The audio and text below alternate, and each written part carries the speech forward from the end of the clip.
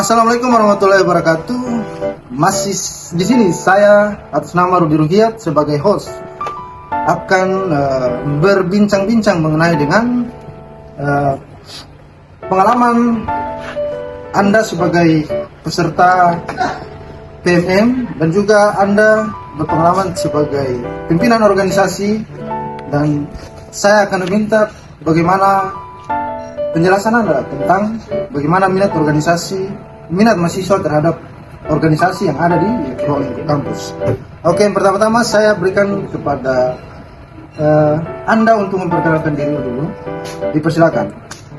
Ya baik, sebelumnya Assalamualaikum warahmatullahi wabarakatuh. Waalaikumsalam.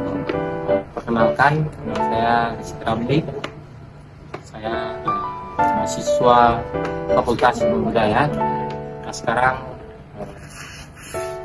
semester 7.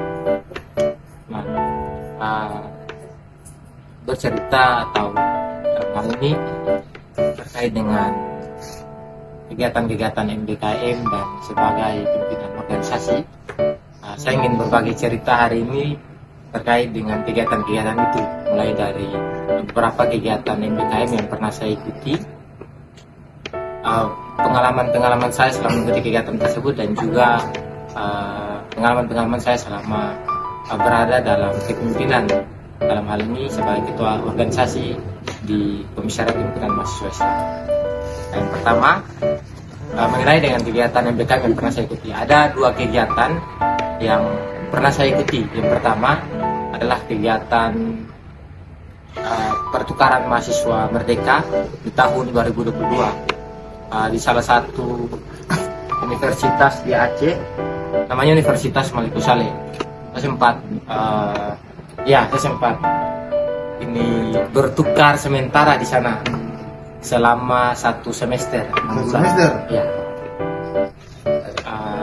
Selain itu juga pada tahun 2023 kemarin saya juga sempat mengikuti salah satu kegiatan MBKM, yaitu kegiatan PPK Ormawa. Alhamdulillah dalam mengikuti kegiatan tersebut tim kami itu lolos dan mendapatkan dana sebesar 40 juta dalam agenda itu. Lumayan besar. Dan akhirnya alhamdulillah terrealisasi kegiatan itu. Itu di Kelurahan Jambulan. Terus tantangan yang paling urgent dalam mengikuti kegiatan tersebut apa saja? Oke.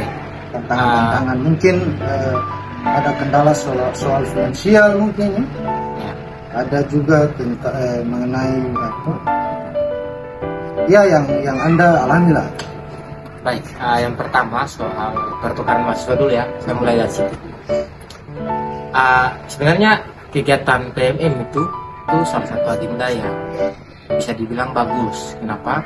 Karena mahasiswa diberikan kebebasan mengikuti mata kuliah di luar perguruan tingginya, dan juga tidak hanya itu, kita tidak hanya monoton belajar di kelas, tapi ada juga namanya modul Nusantara.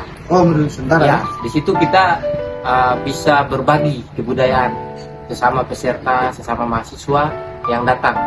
Jadi Anda memperkenalkan kebudayaan masyarakat Maluku Utara terhadap teman-teman yang ada di Aceh. Ya, begitupun mereka yang dari Jawa, Sumatera, Kalimantan, Papua, demikian.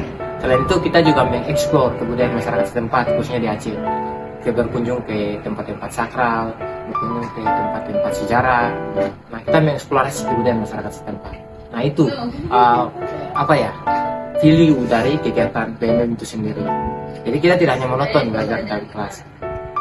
Itu sedikit manfaat, maksudnya manfaatnya dari mengikuti kegiatan PMM. Kedua yaitu soal PPK Ormawa. Nah, PPK Ormawa ini semacam kegiatan pembinaan atau pengabdian lah masyarakat, namun dibiayai oleh Mendikbud lewat Belmawa. Ya, jadi kita diberikan anggaran yang lumayan besar. Nanti di situ anggaran itu dipakai untuk pengabdian. Ada banyak program di situ, ada bina desa maritim, desa bersih, desa sehat, desa cerdas. Ada banyak program di dalam kegiatan PPK Ormawa tersebut. Cukup luar biasa. Oke, saya mau tanya nih, tantangan yang paling mendasar ketika Anda mengikuti kegiatan PMM itu kira-kira seperti apa? Oh ya, jadi kan sebenarnya ada beberapa kendala dalam kegiatan ini selain tadi ya yang sudah saya jelaskan soal plus dari mengikuti kegiatan PMM. Ada juga tantangan-tantangan, kendala yang sering dihadapi oleh mahasiswa PMM. Salah satunya adalah soal biaya hidup di tempat pertukaran, di mana seringkali anggaran biaya hidup ini terlambat cair, karena kan entahlah mungkin sistem Merdeka Belajar ini belum terlalu bagus pada waktu itu, karena kita adalah yang pertama angkatan atau batch pertama yang mengikuti kegiatan itu, sehingga dalam proses administratifnya pun belum terlalu bagus. Angkatan perdana ya? Iya, perdana. Sibin. Dari FIP. Selain itu juga ada tantangan soal bagaimana mengkonversi nilai 20 SKS yang diberikan kebebasan dari Mendikbud.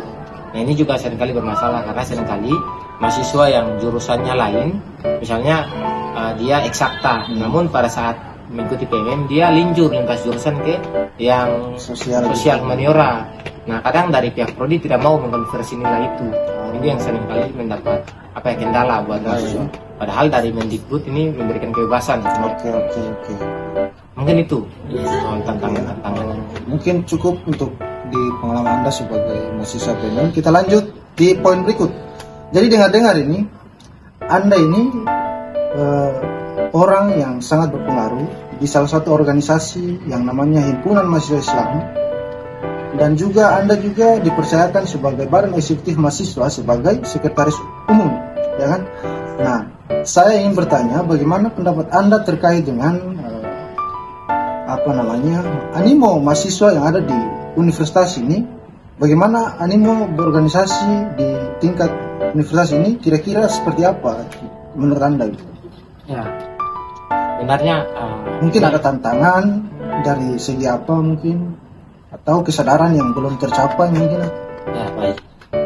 Kalau saya lihatnya begini, ini dua variabel yang saling terhubung, soal BKM dan minat mahasiswa dalam berorganisasi. Karena sebelumnya saya di pengurusan HMJ awalnya. Bukan masih jurusan? Di jurusan antropologi. Saya sebagai pengurus lah pada waktu itu.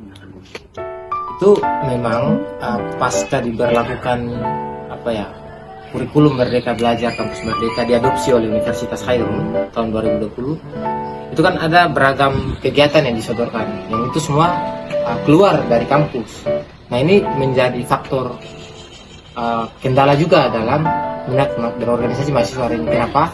Karena MBKM menyediakan begitu banyak kebutuhan mahasiswa.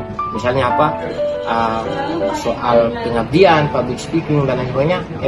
Kegiatan-kegiatan MBKM menyediakan itu, dan organisasi justru malah tidak mampu memenuhi kebutuhan mahasiswa hari ini. Ini juga menjadi kendala dan tantangan buat organisasi hari ini. Menjadi pemicu kurang berminatnya mahasiswa bergabung dalam organisasi mahasiswa. Fenomena ini berlanjut setelah saya masuk juga ke kepengurusan BEM pun sama. Ini dalam intra organisasi kemahasiswaan pun hancur minat berorganisasi mahasiswa. Kita bisa lihat itu dengan dengan minimnya mahasiswa dalam mengikuti agenda-agenda kemahasiswaan. Ini bisa terlihat. Nah, bahkan ini berdampak juga ke ekstra. Nah, sekarang saya juga berada atau sedang dipercayakan diamanahkan untuk memimpin organisasi ekstra, yaitu Himpunan Mahasiswa Islam Komisariat Ilmu Budaya. Dalam agenda-agenda pengkaderan pun minim sekali mahasiswa yang ingin turut terlibat dalam agenda-agenda pengkaderan. Padahal dulunya sebelum hadirnya BKM dan sebagainya, itu minat berorganisasi mahasiswa itu bisa sampai 100 orang, 50 bahkan kalau minimal 50 dalam satu kali pengkaderan. Tapi ini turun drastis hingga sampai 20, bahkan 15, ada yang 10 bahkan. Nah ini tantangan-tantangan yang kita hadapi saat ini dalam organisasi. Mungkin itu.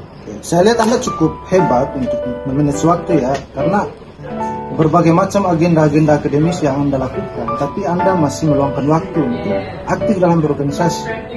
Ini cukup luar biasa menurut saya.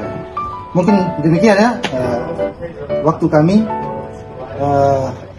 Sampai di sini, terima kasih Bung Rizky telah menyediakan waktu untuk saya untuk bagaimana kita berbincang-bincang mengenai dengan dinamika atau pengalaman Anda menjadi peserta MBKM di luar daerah seperti di Aceh, dan juga pengalaman Anda atau track record Anda menjadi seorang pemimpin ya. Mungkin itu saja, terima kasih. Assalamualaikum warahmatullahi wabarakatuh.